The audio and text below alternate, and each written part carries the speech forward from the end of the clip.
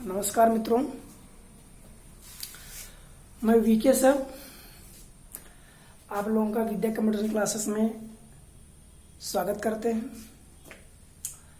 तो जैसा कि इसके पहले जो सेशन में हम लोग टॉपिक पढ़े हैं, अधिगम भी चल रहा है। अधिगम में भी लगभग कि मान के चलिए कि भी इसमें कई टॉपिक हैं, है ना। तो उसी सेशन में शुरू किया गया, जैसे तीसरा सेशन हमारा है आज। तो इस पर हम आज अधिगम की विधियां और अधिगम को प्रभावित करने वाले कारक, आज दो टॉपिक पर चर्चा करेंगे कि अधिगम की कौन कौन सी विधि होती हैं, मतलब किन किन विधियों से बालक सीखता है, और अधिगम को वो कौन कौन से तथ्य हैं, कौन कौन से कारक हैं जो उसके मतलब बालक के सीखने को प्रभावित करता है। मतलब बालक सीख नहीं पाता है या बहुत अच्छे से सीख जाता है ना, इसको प्रभावित करता है। इन दोनों टॉपिक पर हम चर्चा करेंगे। ओके, तो सबसे पहला जो हम टॉपिक है अधिगम की विधियां। अधिगम की विधियां कौन कौन सी हैं, इस पर हम जानकारी कर लें। पहले अधिगम की विधियों में सबसे पहले विधि है करके सीखने की विधि। करके सीखने की विधि, निरीक्षण के द्वारा सीखने की विधि, वाद विवाद विधि, वाचन विधि, अनुकरण विधि, प्रयास त्रुटि विधि, पूर्ण विधि, अंश विधि, अंतराल विधि और सतत विधि। ठीक है, तो ये कुल मिला के 10 प्रकार की विधि हम यहाँ पर लेके आए हैं। इन 10 विधियों को बेहतर से समझेंगे, कैसे हम इन विधियों द्वारा बालक सीखता है, अधिगम करता है, और कहने मतलब है कि अपने व्यवहार में अस्थायी परिवर्तन लाता है। ठीक है, तो जैसा कि सबसे पहले देखेंगे करके सीखने की विधि। करके सीखने की विधि का मतलब स्वयं अभ्यास करके सीखना, है ना।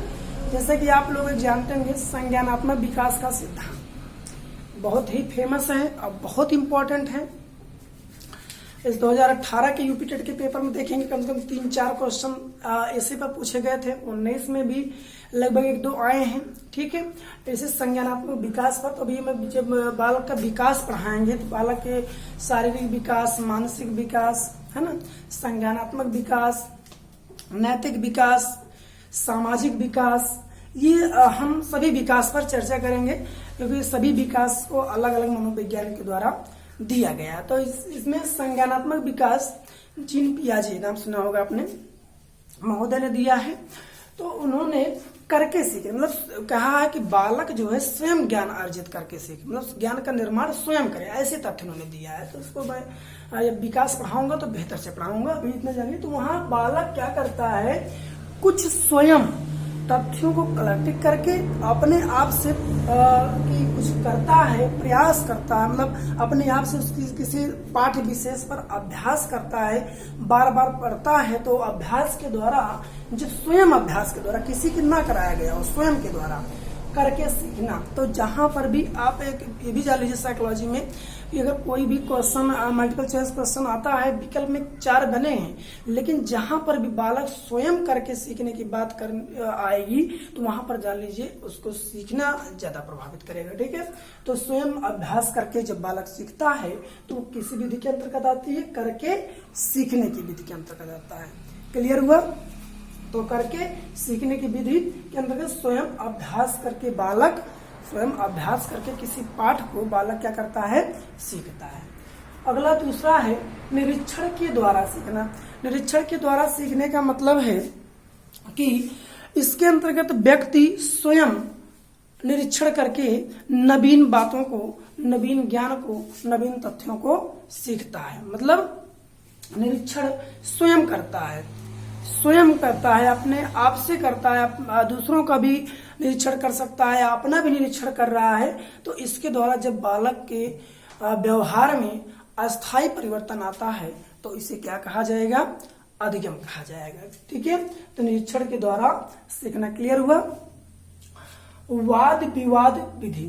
वाद विवाद विधि, वाद विवाद का मतलब होता है भाई अन्य व्यक्तियों से वार्तालाप से। मान लीजिए हम घर से भाई निकले मार्केट, ठीक है, तो मार्केट में निकले, अब चाहे किसी भी काम से निकले हों, लेकिन मान लीजिए हमारा कोई भी मित्र या कोई भी जो है अनजान व्यक्ति ही मिल गया और कुछ हमसे पूछने लगा, हम भी उसको जानकारी देने लगे और इस दोनों में वार्तालाप हो गई। ठीक है, तो वार्तालाप होते होते कुछ वो अपनी विषय बताएगा, हम अपनी विषय बताएंगे, तो इससे उनकी बातों को सुनकर हमारे अपने में कुछ नई ज्ञान या नए व्यवहार परिवर्तित होंगे, दिखाई देंगे, तभी तो हम सीखें। तो इसका मतलब क्या हुआ, हम वाद विवाद द्वारा, जब दो या दो से अधिक व्यक्ति मिलकर कहीं पर भी वार्तालाप करते हैं, बातचीत करते हैं, तो उसके द्वारा, ठीक है, बालक के जीवन में, व्यवहार में अस्थायी परिवर्तन दिखाई देता है।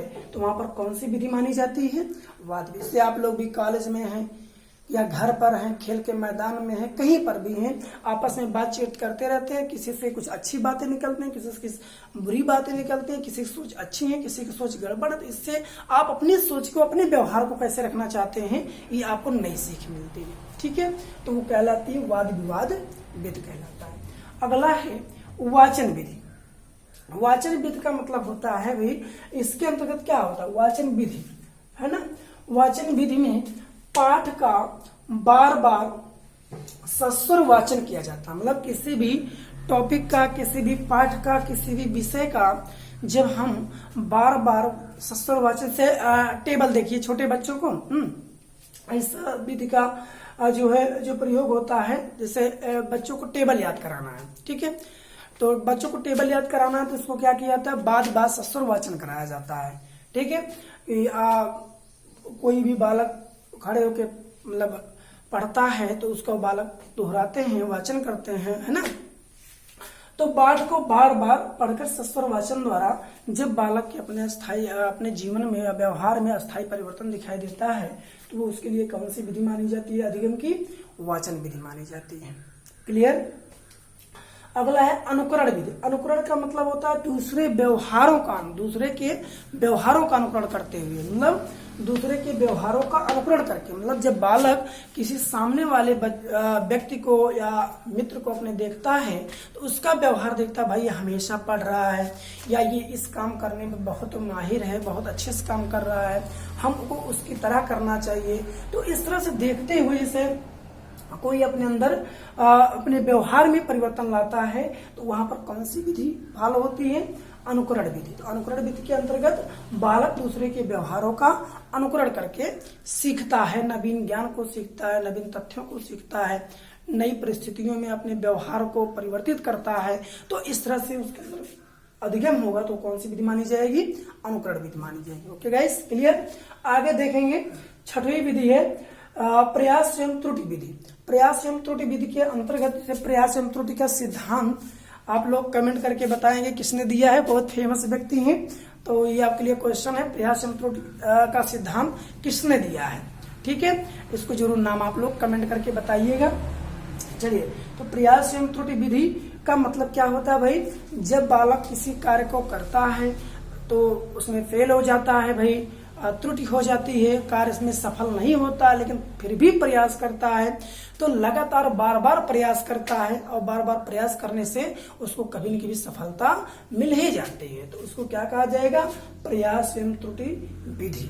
मतलब प्रयास करता रहा, त्रुटि होती रही, प्रयास करता रहा, त्रुटि होती रही, लेकिन एक समय ऐसा आया जब उसको क्या मिली, सफलता मिली, मतलब अपनी मंजिल पर वो पहुंच गया। तो वहां पर उसको क्या, मतलब उसके व्यवहार में एक नया परिवर्तन हो जाता है, स्थायी परिवर्तन हो जाता है। तो इसका मतलब वो उस कौशलों को, उस तथ्यों को क्या कर लिया, सीख लिया। तो उसके लिए कौन सी विधि का प्रयोग किया जाएगा भाई, प्रयास एवं त्रुटि विधि प्रयोग। क्लियर।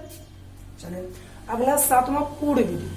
पूर्ण विधि का मतलब क्या होता है, पूर्ण विधि में संपूर्ण पाठ को एक बार में सीखना। मतलब इसके अंतर्गत पूर्ण विधि संपूर्ण पाठ को, मतलब जो भी कुछ सीखना होता है उसको एक ही बार में सामने साक्षात प्रस्तुत करके उसके विषय में बालक क्या करता है, सीखता है। उसी एक ही मतलब पाठ को एक ही बार में सीखने का प्रयास करता है। तो वहां पर उसके लिए क्या, कौन सी विधि होती है, पूर्ण विधि। मतलब जैसे अभी मान लीजिए हमें किसी भी कमरे का, किसी भी, एक मिनट समझिए कि हम किसी क्लास का जो है मूल्यांकन करना चाहते हैं भाई, ठीक है। तो मूल्यांकन करके हमको कुछ ना कुछ जानकारी मिलेगी, मतलब कुछ ना कुछ सीख मिलेगी, हमको सीखना जा, मतलब कोई कह दीजिए कि हम कुछ शोध करने गए हैं, ना रिसर्च करने गए हैं, तो हम संपूर्ण क्लास का जब एक बच्चे को देखेंगे तो हमको कुछ नहीं सीखने मिलेगा। लेकिन जब हम संपूर्ण बच्चों को एक एक करके कह सकते हैं कि हम संपूर्ण बच्चों को एक साथ कहीं पर बैठा कर उनके व्यवहारों को, उनके कार्य विधि को, है ना, इन सबको जब देखेंगे तो हमारे अंदर कुछ न कुछ सबको एक साथ देखते हुए कोई ना कोई परिवर्तन जरूर दिखाई देगा कि भाई जब सब लोग एक ही काम कर रहे हैं तो इसका मतलब हमको भी वो काम करना चाहिए, क्योंकि उस कार्य में ज्यादा मतलब सामाजिक तौर पे बेहतर है या सामाजिक न्यायिक दृष्टि से जो है वो अच्छा है। ठीक है, तो वहां पर भाई कौन सी विधि मानी जाएगी? संपूर्ण विधि, मतलब संपूर्ण पाठ को एक साथ में हम सीख जाते हैं। अंश विधि का मतलब होता है, जैसे यही हम फिर वही एग्जाम्पल देते हैं, भाई क्लास में गए तो हम संपूर्ण को ना बैठा, एक एक बच्चे को बुलाकर, है ना, एक एक बच्चे को बुलाकर उसकी भावनाओं को, उसके विचारों को, उसके दृष्टिकोणों को, उसके मूल्यों को अगर हम जानते हैं, समझते हैं, तब अपने अंतर्गत कुछ न कोई परिवर्तन लाते हैं, मतलब व्यवहार में परिवर्तन होता है, तो हमारे लिए वो भी क्या है? अधिगम है। लेकिन अंश विधि है, इसमें लिखा गया है क्या? पाठ को अंशों में बांटकर, है ना, पाठ को अंशों में बांटकर, टुकड़ों में बांटकर जब हम सीखने से भाई कोई बहुत बड़ी समस्या है, जैसे एक दृष्टांत कौशल होता है ना, तो इसके अंतर्गत भाई कोई भी टॉपिक है तो उसमें क्या होता है कि उसको विभिन्न एग्जाम्पलों के माध्यम से, उदाहरणों के माध्यम से, या उसको छोटे छोटे टुकड़ों में विभाजित करके ना बच्चों को सिखाया जाता है, तो बच्चा जल्दी सीख जाता है। और एक इकट्ठे सब इसे रटा दिया जाए तो बच्चा सीख नहीं पाता। मतलब कोई भी काम बच्चों को दे रहे हैं तो आप उसको आंशिक रूप से थोड़ा थोड़ा अंशों में उसको बांट कर करके सीखने की बात करेंगे तो बालक जल्दी सीख जाएगा। तो पाठ को अंशों में बांटकर सीखना कौन सी विधि के अंतर्गत आता है? अंश विधि के अंतर्गत आता है। ठीक है, अंतराल विधि। अंतराल विधि का मतलब भाई विराम लेते हुए, है ना, अंतराल का मतलब जैसे हम किसी कार्य में लगे हैं, सीखना चाहते हैं, अब हमको तो भाई थकान लग गई, अब थकान लग गई तो हमको आराम चाहिए, विराम ले लेते हैं, स्टॉप ले लेते हैं थोड़ी देर के लिए, जिससे हमारा माइंड फिर फ्रेश हो जाए। ठीक है, तो उसके लिए हम विराम लेते हुए जब हम किसी भी कार्य को सीखते हैं, अपने व्यवहारिक जीवन में स्थायी परिवर्तन लाते हैं, तो वहां पर कौन सी विधि मानी जाएगी? अंतराल विधि। क्लियर? और जब कह सकते हैं कि बिना विराम लिए, बिना विराम मतलब अविराम लेते हुए एक ही बैठक में अनेक बार उसको दोहरा कर हम तैयार कर लेते हैं, तो वहां पर कौन सी विधि होती है? सतत विधि होती है। तो क्लियर हो गया, विधियां क्लियर हो गई सब। जो जो इम्पोर्टेंट टॉपिक था मैंने नोट भी कर दिया, बाकी बहुत कठिन टॉपिक नहीं है।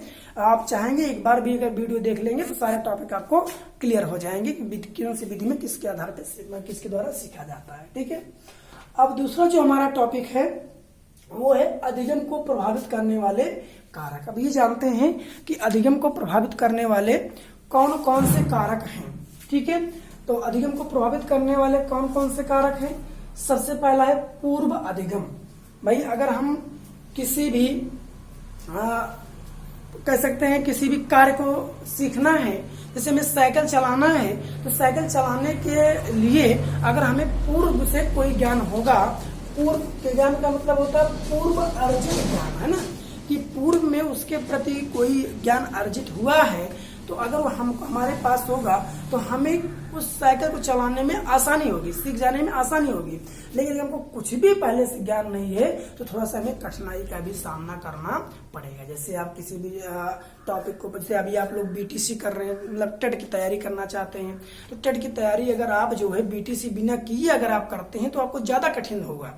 लेकिन अगर आप पहले बीटीसी किए, 4 सेमेस्टर में पढ़े आप लोग, 4 सेमेस्टर कंप्लीट हुआ, अब आप बीटीसी तैयारी करना चाहते हैं, तो बीटीसी तैयारी करते समय आपको सिलेबस में कुछ सिलेबस जो है बीटीसी मिल जाएंगे।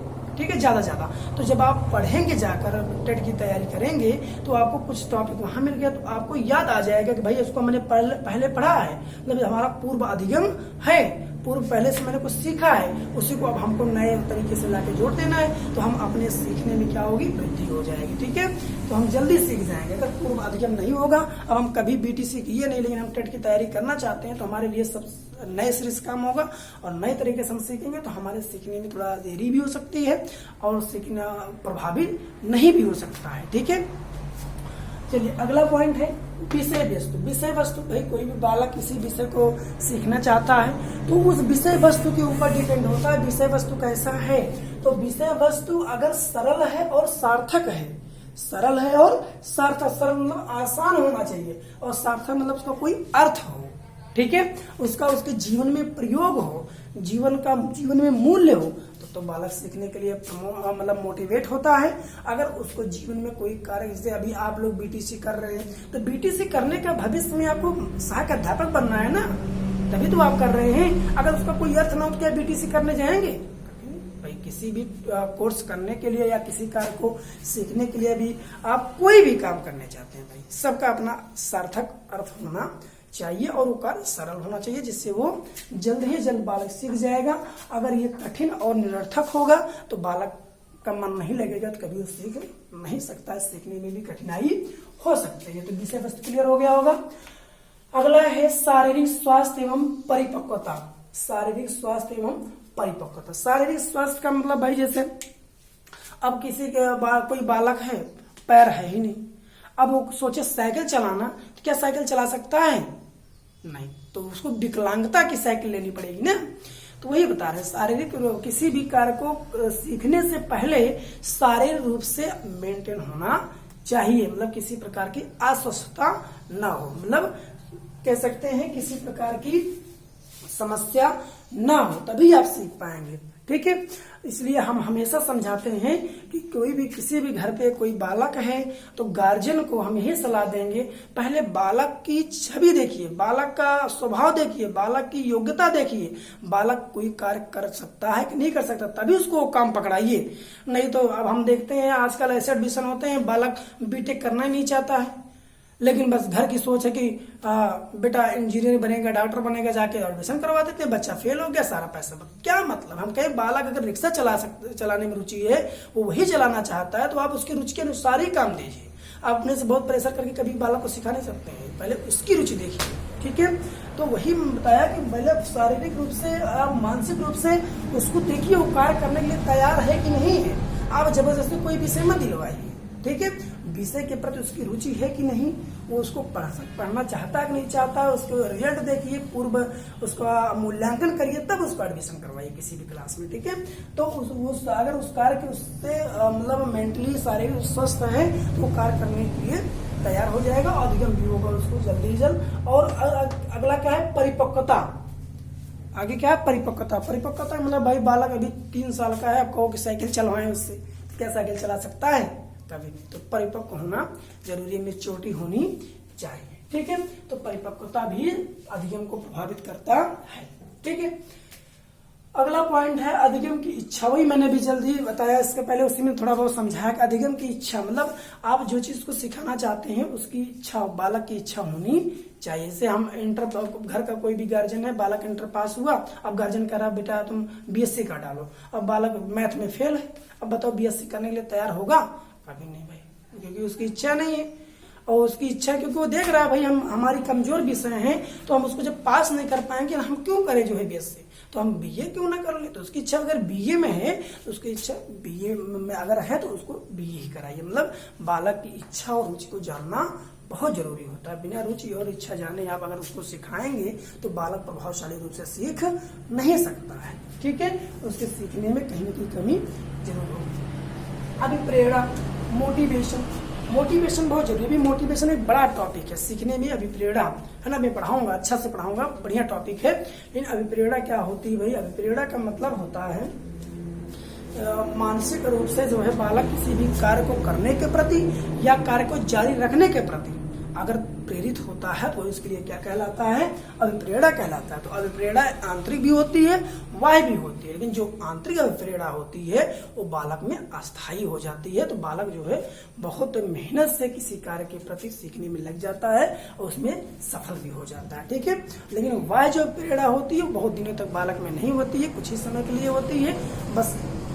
जब तक उसका मन है तो मोटिवेट है, नहीं तो फिर कभी भी वो पीछे हट सकता है, ठीक है। तो अभिप्रेरणा बालक के लिए बहुत जरूरी है। मैं अभिप्रेरणा का टॉपिक जल्दी ही लेके आने वाला हूँ अधिगम में, बस वेट करिए, जो है अभिप्रेरणा में पढ़ाऊंगा, बढ़िया टॉपिक है, ठीक है। अगला है थकान। भाई अब बालक पढ़ के आया, तुरंत कहते चलो साइकिल चलाओ। अरे भाई उसको पहले आराम करने दीजिए, खाना खाने दीजिए, मानसिक रूप से, शारीरिक रूप से जब वो स्वस्थ हो जाएगा है ना, तो ऑटोमेटिक उसको जो भी कहेंगे आप करने के लिए तैयार होगा। नहीं तो अब जैसे ही वो विद्यालय आया तुरंत चाहे साइकिल चलाना सिखाते हैं और ये काम करके चले जाओ, तो क्या बालक जाएगा? कभी नहीं। कोई भी कार्य करने के लिए, कुछ सीखने के लिए कभी नहीं तैयार हो सकता है, ठीक है, क्योंकि उसको आराम की जरूरत है। पहले उसको आराम दीजिए, उसके बाद कार्य आप करवाइए या कुछ सिखाइए, सीखने में तत्पर भी रहेगा और एक्टिव भी रहेगा, सक्रिय भी रहेगा और उस कार्य को आसानी से सीख भी जाएगा, ठीक है। तो थकान भी क्या करता है? अधिगम को प्रभावित करता है। अगला है वातावरण। अब बालक को वातावरण, मतलब बालक जो सीखना चाहता है, जो कुछ भी करना चाहता है, उसके लिए उसके अनुकूल वातावरण होना चाहिए। क्योंकि जहां भी मान लो टीचिंग पढ़ने गया भाई, और चलो कोचिंग में पढ़ते हैं, अब जब कोचिंग में आया बालक, वहां बहुत शोरगुल हो रहा है, गर्मी बहुत है, बैठने की जगह नहीं है, तो ये तमाम असुविधा जो होगी, क्या उसके लिए वातावरण सही माना जाएगा? कभी नहीं। तो हमेशा किसी भी बालक को सीखने के स्थान पर भेजने से पहले वहां का वातावरण जान लेना जरूरी है। वातावरण वहां का शांत, सुविधाजनक, सहज और उचित प्रकाश में होना चाहिए, ठीक है, जिससे बालक आसानी से पहुंच सके। वहां की वातावरण, वहां की अच्छी हवाएं, मृदुल हवाएं, बढ़िया है ना, दूषित वातावरण ना हो, ये सब देखा जाता है, ठीक है। और तभी बालक किसी भी टॉपिक पर या किसी भी चीज को सीखने में मोटिवेट होता है और सक्रिय भी होता है। तो वातावरण भी बालक के अधिगम को प्रभावित करता है। अगला है सीखने की विधि। सीखने की विधि क्या होनी चाहिए? सरल विधि का प्रयोग। जितनी भी सरल से सरल हो जाए, हमेशा उसी विधि का प्रयोग करना चाहिए। सीखने की विधि में सरल विधि का प्रयोग होना चाहिए, ठीक है।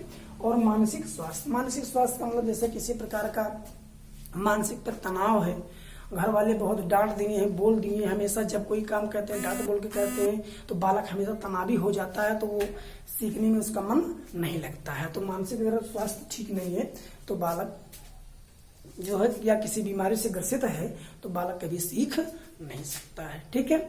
तो उम्मीद करते हैं बेटा आप लोगों को अधिगम की विधियां, सीखने को प्रभावित करने वाले कारक समझ में आ गए होंगे। अगर कोई भी टॉपिक क्लियर नहीं हुआ होगा तो आप उसको कमेंट में जरूर लिखेंगे, हम उस पर एक अलग से वीडियो बनाएंगे और उसको समझाने का पूरा प्रयास करेंगे। और इस वीडियो में बनाते समय या पढ़ाते समय कोई भी त्रुटि हुई हो या कोई भी आपकी तरफ सजेशन हो तो आप उसको जरूर दीजिएगा, ठीक है। Thank you. अब अगली जो हमारी क्लास होगी वो मैं आपको बता दूं, अगली जो हमारी क्लास होगी वो अगला जो क्लास लेके आएंगे सीखने वक्र, पठार, सीखने में पठार, या कह सकते हैं कि आपका जो टॉपिक है अधिगम का वक्र या अधिगम का पठार, ठीक। अगला जो टॉपिक रहेगा हमारा अधिगम का वक्र या पठार, ये दोनों टॉपिक क्लियर करेंगे, उसके बाद आगे पीरियड आगे पढ़ाएंगे, ठीक है। लेकिन आप लोग सब्सक्राइब, लाइक और शेयर जरूर करिएगा। Thank you.